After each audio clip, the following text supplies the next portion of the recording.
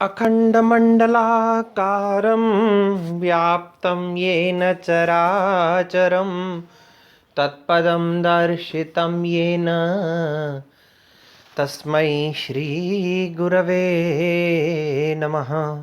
तस्मै श्रीगुरवे नमः। तस्मै श्रीगुरवे नमः।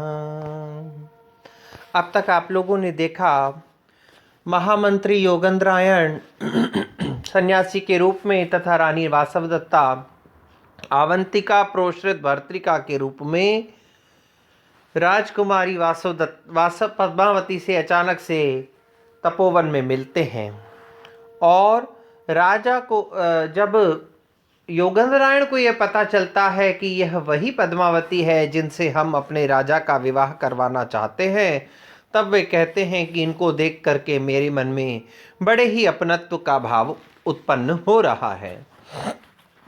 उसी समय पद्मावती का कंचुकी वहां पर आवाज लगा करके कहता है, तस्यार्थ कलशेन को मृगयते वासो यथा निश्चितम दीक्षां पारितवान किम इच्छति पुनर्देयं गुरो यत् भवेत् आत्मानुग्रहम् इच्छति इह नृपजा धर्माभिराम प्रिया यद यस्यास्ति समीप्सितं वदतु तत् कस्याद्य किं दीयताम्। कस्य अर्थः कलशेन, किसका अर्थ अर्थात किसका प्रयोजन कलश से है, यानी किसको कलश की यानी घड़े की आवश्यकता है। को यथा निश्चितम मृगयते वासुम, किसको कह कौन यथा निश्चितम निश्चित किए हुए वासह वस्त्र चाहता है। किम इच्छति दीक्षां पारितवान पुनर्देयम गुरोर यद भवेत, और किसने गुरु को देने के लिए दीक्षा की कामना की है, जो अपने दीक्षा ग्रहण करने के पश्चात जो अपने गुरु को दक्षिणा देना हेतु क्या चाहिए किसी को। यद यस्यास्ति समीप्सितं वदतु तत् कस्य अद्य किम दीयताम, धार्मिक लोगों से प्रेम करने वाली धर्माभिराम प्रिया, धार्मिक लोगों से प्रेम करने वाली नृपजा राजा की पुत्री आत्मानुग्रहम इच्छति, आज अपने आत्मा का अनुग्रह अर्थात कल्याण चाहती है। यद यस्यास्ति समीप्सितम, जिसको जिस भी वस्तु की आवश्यकता है वह अपने लिए बता देवे कि किसको कौन सी वस्तु चाहिए। कंचुकी वहां घोषणा करता है कि अगर किसी को घड़े की आवश्यकता है, घड़े से तात्पर्य यहाँ पर रूढ़ है, किसी को बर्तनों की आवश्यकता है, किसी को वस्त्रों की आवश्यकता है, और दीक्षा प्राप्त कर चुके किसी शिष्य को अपने गुरु को देने के लिए दक्षिणा की आवश्यकता है, जिसको जो कुछ भी आज चाहिए, धन चाहिए, वस्त्र चाहिए या बर्तन चाहिए, और भी यदि कुछ किसी प्रकार की आवश्यकता हो तो वह बता देवे, क्योंकि धर्म से प्रेम करने वाली यह नृपसुता, यह पद्मावती आज अपना कल्याण करना चाहती है दान के द्वारा। यह बात सुन करके योगेंद्रायण वहाँ आता है और आकर के निवेदन करता है राजकुमारी से कि राजकुमारी, मेरी यह बहन आवंतिका है और इसका पति विदेश गया हुआ है। मैं चाहता हूँ कि इस प्रोश्रित भर्तृका मेरी बहन का आप तब तक संरक्षण करें जब तक कि इसका पति विदेश से वापस लौट करके न आ जाता है। तब यह बात सुन करके कंचुकी कहता है, सुखम अर्थो भवेत दातुम सुखम प्राणा सुखम तपः सुखम अन्यत भवेत सर्वम दुखम न्यासस्य रक्षणम। सुखम अर्थो भवेत दातुम, अर्थ अर्थात धन, धन का दान करना बहुत सरल है। सुखम प्राणा, प्राणों का भी दान कर देना। देखिए दधीचि ऋषि ने बड़ी सहजता से अपने प्राणों का त्याग जन कल्याण के लिए कर दिया। प्राणों का त्याग करना भी सुखपूर्वक हो सकता है। सुखम तपः, और तपस्या भी बड़ी सुविधा से, सुख से, आसानी से हो सकती है। सुखम मन्यत भवेत सर्वम, संसार का कोई भी कार्य सुखपूर्वक हो सकता है। क्या कहना चाहते हैं? देखिए, सन्यासी जी कांचुकी जो हैं वह सन्यासी के रूप में विद्यमान योगेंद्रायण को कहते हैं कि सन्यासी जी सुनिए एक बात, यह जो धन है ना, धन का दान देना बहुत सरल है, प्राणों का दान देना भी सरल है, तपस्या करना भी बहुत सरल है, संसार का प्रत्येक कार्य सरल है। अरे तो फिर दिक्कत किस बात की है? दुखम न्यासस्य रक्षणम, न्यास की रक्षा करना, धरोहर की रक्षा करना इस संसार का सबसे कठिन कठिन कठिन कार्य है। क्यों? क्योंकि किसी भी वस्तु की जिम्मेदारी ली जा सकती है, धन देने की, प्राण देने की, सुख देने की, तपस्या करने की, लेकिन न्यास की रक्षा का जो उत्तरदायित्व होता है वह अत्यंत ही कठिन हुआ करता है। तब पद्मावती कहती है कि आप ऐसा मत कहिए, मैंने एक बार कह दिया है कि जिसको जो चाहिए वो मैं करने के लिए तैयार हूँ, तो अब मैं अपनी इस बात से फिरूंगी नहीं।